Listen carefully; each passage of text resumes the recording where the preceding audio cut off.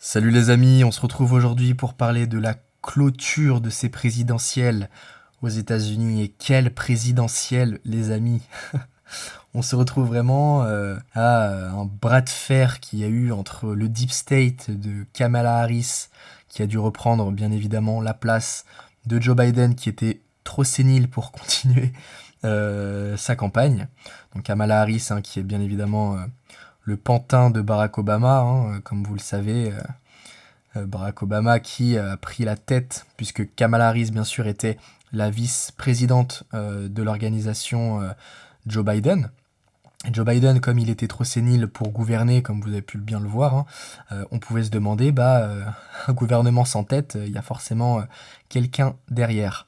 Et à l'inverse, on a le diabolique Donald Trump qui a su revenir d'entre les morts, notamment avec les différentes tentatives d'assassinat dont il a été victime, donc, qui ont bien sûr été plus que mitigés de l'avis des médias mainstream européens et notamment français, qui même disaient que Donald Trump avait organisé sa propre tentative d'assassinat. Donc voilà, ce qui est quand même assez grotesque. En tout cas, on retrouve bien une victoire écrasante, mesdames et messieurs, écrasante de Donald Trump sur l'entièreté du pays, hein, comme on peut le voir relayé par Elon Musk, pouvoir retrouver par la suite. Mais voilà, c'est une victoire écrasante. Et surtout, qu'est-ce que je me suis marré en regardant les réactions. I'm sorry. No, no, no, no. Why? La réaction des Américains suite à l'élection de Donald Trump. Alors, il faut reprendre les choses dans son contexte. On a une victoire écrasante de la majorité, dans la majorité des États et des comtés, avec même certains États à plus de 75%. Donc, il est légitime de se demander, parce que nous, ce qu'on a comme vision de Donald Trump en France, je pense que vous en conviendrez, c'est que c'est un diable. Voilà, un égocentrique milliardaire misogyne, voilà, qui ne pense qu'à l'argent et au profit. Alors, il y a une partie qui est sans doute vraie, hein, la partie misogyne, ça je n'en doute pas. Mais pour que on nous dépeint un tel personnage et que dans les faits, il y ait plus de 60% du pays qui vote pour lui, c'est qu'il y a une raison. Je ne pense pas que les Américains, même si on voit quand même que certains sont assez, on va dire, restreints intellectuellement, je ne pense pas que la majorité du pays soit complètement débile, même si vous me direz que la France réélu Macron. Donc bon, il y a quand même un risque. Mais bon, voilà, honnêtement, je pense qu'il y a en tout cas une volonté médiatique totalement partiale envers Kamala Harris des réseaux sociaux et des médias mainstream en France. Et donc voilà. Mais nous, ce qui nous intéresse, si vous êtes sur cette chaîne, c'est l'investissement et surtout le point de vue économique. Et en tout cas, ce qui est sûr, mesdames et messieurs, c'est que l'annonce du résultat de Donald Trump en tant que président pour la deuxième fois, c'est qu'elle a été très très bien accueillie par la bourse américaine, notamment, puisque mon portefeuille ici a pris quasiment 5% suite à cette annonce, et c'est pas le seul, puisque le S&P 500 a monté de 4,59%. On a le Nasdaq 100 qui monte quasiment de 5%, quasiment 6%. Et on a le grand gagnant, le Bitcoin, qui prend 15% dans les dents suite à l'élection de Donald Trump. Alors pourquoi? Tout simplement parce que dans son programme, Monsieur Trump avait tout simplement montré qu'il était crypto-friendly, hein, et je pense qu'il va y avoir un avant et un après pour les crypto-monnaies, notamment sur Détroit, parce que, je ne sais pas si vous savez, hein, je vous ai quand même pas mal parlé de Détroit, c'est une ville dans laquelle j'investis via l'immobilier tokenisé à travers Realty, la plateforme. Donc, je vous mettrai le lien de la playlist si jamais ça vous intéresse en haut à droite. Et Détroit qui annonce maintenant que on va pouvoir payer les taxes en crypto-monnaie. Les crypto-monnaies vont en tout cas subsister au côte à côte du dollar. Donc à voir vraiment ce que ça va donner. En tout cas, on sait que Donald Trump est quand même pro-dollar, mais il y a quand même déjà des rumeurs comme quoi l'État américain va se faire des réserves de valeur en Bitcoin. Donc ça reste plutôt intéressant. Par contre, bien évidemment, toutes les places boursières n'ont pas reçu l'élection de Trump aussi bien que la bourse américaine, notamment avec le CAC 40 qui perd 1% suite à l'élection, et ça c'est normal, hein, puisque le candidat Trump a annoncé des mesures drastiques sur le droit de douane notamment. Donc le républicain veut faire remonter entre 10 à 20% les taxes pour l'ensemble des produits entrant aux États-Unis et jusqu'à 60% pour ceux venant de Chine, voire 200% pour certains types de biens. Donc là, on rentre vraiment dans la fin commerciale avec la mondialisation, tout le monde traite avec tout le monde, et on va rentrer dans une véritable guerre commerciale avec la Chine notamment, mais aussi avec l'Europe, puisqu'on importe, pour ceux qui ne savent pas, on importe énormément de produits, notamment du vin, de l'alcool, avec Pernod Ricard et des géants comme LVMH. Donc ça risque d'être corsé pour nous les Européens. Mais si tout ça a été possible, eh ben c'est forcément grâce à un homme qui a agi plus dans la lumière que dans l'ombre. Je pense que vous savez tous de qui je parle, bien sûr, c'est Elon Musk, qui a énormément porté la campagne de Donald Trump. Et oui, car en effet, Elon Musk played a major role in Trump's campaign, taking it to a new high.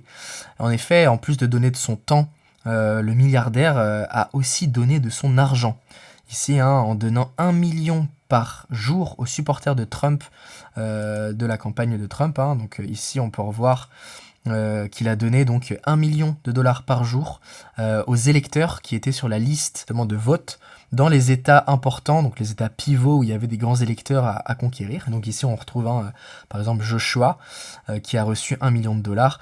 Alors bien sûr ça c'est pas très légal, en tout cas ça a été un jeu, fil du rasoir qu'Elon Musk a pris. Donc la justice tranchera pour voir si c'était, on va dire un peu un pot de vin, mais en tout cas, ça a été toléré jusqu'à la fin. Et en plus de donner de son temps, Elon Musk a énormément publié sur son réseau social X, anciennement Twitter. Et qu'est-ce qu'il a été fort. En tout cas, moi, je me suis régalé. Je ne sais pas si vous avez suivi, notamment avec Peanuts. Donc Peanuts, pour rappel, ceux qui ne savent pas, c'est un écureuil qui a été récupéré par un Américain et qui était apparemment soupçonné d'avoir la rage. Et donc, on a le FBI qui a débarqué chez lui pour euthanasier, carrément, euthanasier cette pauvre écureuil qui était malgré tout totalement sain. Et donc on a eu des vagues de mèmes sur ça, notamment que Elon Musk a republié. Donc l'État, le gouvernement qui fait mine de pas voir les migrants illégaux. Mais alors par contre, dès que c'est pour un écureuil, on a le FBI qui débarque. Donc c'était plutôt marrant. Mais bien sûr, Elon Musk, en grand investisseur qu'il est, ne fait jamais rien au hasard. Et en donnant quelques millions, l'action de Trump avec la victoire de Trump s'est envolée de 12% justement. Et ça représente quoi ? Tout simplement la fortune d'Elon Musk s'envole de près de 30 milliards de dollars en un jour. Je ne sais pas si vous vous rendez compte du coup de génie, du coup de maître de Elon Musk. Mais ce coup de génie propulse Elon Musk à la première place du Bloomberg Billboard Billionaire Index. Donc il est devant Jeff Bezos, Mark Zuckerberg. Et on retrouve Bernard Arnault en 5e place avec une perte sur l'année qui va pas s'améliorer avec les taxes douanières qui vont être appliquées. Mais on peut se demander si Elon Musk, c'était vraiment que pour l'argent qu'il a fait ça. Honnêtement, Elon Musk il était déjà milliardaire avant, il est encore milliardaire maintenant. Je pense que ça va plus loin que ça. Et notamment, il en parle beaucoup. Il a une volonté de free speech, donc de libre expression. Et on peut voir notamment avec certains mèmes qu'il partage. How do you tell who's telling the truth? Donc, comment vous savez qui dit la vérité? The ones trying to silence other people are the ones lying. Et donc on voit que ceux qui essayent de réduire au silence les autres sont ceux qui mentent. On a vu ça pendant le Covid, hein, avec énormément de comptes qui ont sauté. Tout simplement parce qu'on n'avait pas le droit de dire ce qu'on pensait sur la façon de gérer la crise du gouvernement, donc que ce soit en France ou aux États-Unis. Et on retrouve aussi le compte de Twitter de Donald Trump qui avait été justement banni du réseau social, hein. L'ex-président américain banni du réseau social après l'assaut violent du Capitole en janvier 2021. D'après qui? Qui a les légitimités de supprimer des comptes comme ça, sans raison? On voit bien qu'il y a une atteinte à la liberté d'expression. Donc ça a été, c'était avant que Musk rachète justement le média, le réseau social Twitter. Le peuple a parlé, Trump sera rétabli. Vox Populi, Vox Dei. Et on retrouve justement, après son rachat, le nouveau PDG du réseau social avait, quelques heures auparavant, lancé un sondage en ligne qui a reçu 15 millions de votes dans une courte majorité pour faire revenir Donald Trump. Jusqu'à maintenant, vous pouvez dire ce que vous voulez, Elon Musk représente en tout cas l'exemple parfait de celui qui tient ses paroles, hein. Il a racheté Twitter au nom de la liberté d'expression et il a fait voter le peuple et il a fait exaucer la volonté du peuple. Voilà, après on pourra encore dire est-ce qu'il y a eu des trucages, etc. Voilà, en tout cas, c'est ce qui a été fait. Par contre, à l'inverse, on peut voir que les réseaux mainstream, eux, ils n'étaient pas du tout de cet avis-là.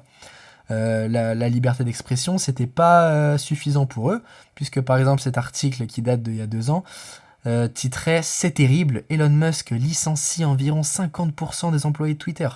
Pour rappel, Twitter est une entreprise qui n'était pas rentable. Elon Musk, comme tout bon maître d'entreprise, chef d'entreprise, et c'est ce qu'on devrait faire d'ailleurs dans notre État français, hein, qui croule sous les personnes inutiles, Elon Musk a réduit de 50% les employés Twitter qui ne servaient à rien. Et c'est normal, et je veux dire, il n'y a pas de miracle. Une entreprise qui n'est pas rentable, il faut licencier. C'est comme ça. Par contre, qu'est-ce qu'on retrouve? Ici, par exemple, TV5 Monde qui titrait « Rachat de Twitter par Elon Musk, un risque pour la démocratie », alors qu'on parle quand même de la libre expression. Regardez ce qu'ils disent. La volonté du milliardaire d'une totale liberté d'expression, est-ce que c'est un risque aussi tout simplement pour les démocraties? C'est un risque, c'est une prise de pouvoir qui est très forte en fait. C'est comme contrôler un média mondial, contrôler aussi les algorithmes qui gouvernent la manière dont... Voilà, donc là vous avez vu, on va dire, le point de vue des médias mainstream, mais c'est plutôt intéressant puisque là ce qu'ils disent c'est qu'un milliardaire prend le contrôle d'un réseau social, en tout cas d'une plateforme de communication, c'est dangereux. Pour rappel, hein, je vous pose simplement la question, qui détient les journaux en France? Ce sont des milliardaires. Qui détient les chaînes de télé? Ce sont les milliardaires. Donc c'est un peu marrant que ce soit, c'est même hypocrite, hein, que ce soit des milliardaires détenant des médias qui utilisent ces médias pour discréditer d'autres milliardaires qui détiennent des médias. Je pense que vous êtes quand même au courant si vous me regardez cette chaîne. Et donc on peut se demander, hein, vu les efforts de discrédit envers Trump et Elon Musk, qui avait à perdre sur cette élection? On retrouve notamment la troisième fortune mondiale, Mark Zuckerberg, qui a pour sa part pâti de l'élection américaine avec une perte de 80 millions de dollars. On a aussi Bernard Arnault. Bernard Arnault, 5e du classement, hein, comme on l'a vu, qui a lui vu sa fortune fondre de 2,85 milliards de dollars. Donc on peut se demander... est-ce que ce serait pas plutôt un combat de milliardaires, ces élections américaines? Et donc ça nous penche vers la tech, l'industrie, l'énergie, qui soutient Kamala Harris et qui soutient Donald Trump. Et c'est ça qui devient intéressant, c'est cette image-là. On voit du coup le top des donateurs sur la campagne présidentielle pour Donald Trump, donc ici à gauche. On voit que le plus gros donateur pour 134 000 dollars, c'est American Airlines. On retrouve un peu Walmart, Boeing, Lockheed Martin, donc ça c'est pour les armes, FedEx, Johnson & Johnson pour 57 000 €. Et on retrouve qui à droite? Excusez-moi, mais pas du tout les mêmes acteurs. Surtout sur les montants. On retrouve Google, on retrouve les GAFAM, Microsoft, on retrouve Apple, qui donne des millions. Ici, le plus gros, c'est 134 000. Là, on a 1 500 000 pour Google, 747 000 pour Microsoft. On retrouve Johnson & Johnson, on retrouve du Pfizer, du Disney, 91 000 $. C'est quasiment autant que le premier donateur de Donald Trump. Donc on voit que sur les subventions, les deux candidats n'étaient pas du tout à l'équivalent. En plus de quoi, Donald Trump, qui est milliardaire, a eu pas mal de problèmes avec la justice, donc il avait ses avoirs gelés. Voilà, on trouve qu'il y a quand même pas du tout... en tout cas, il y a une volonté des médias mainstream, notamment de l'idée, parce que là, c'est vraiment une bataille idéologique. Hein.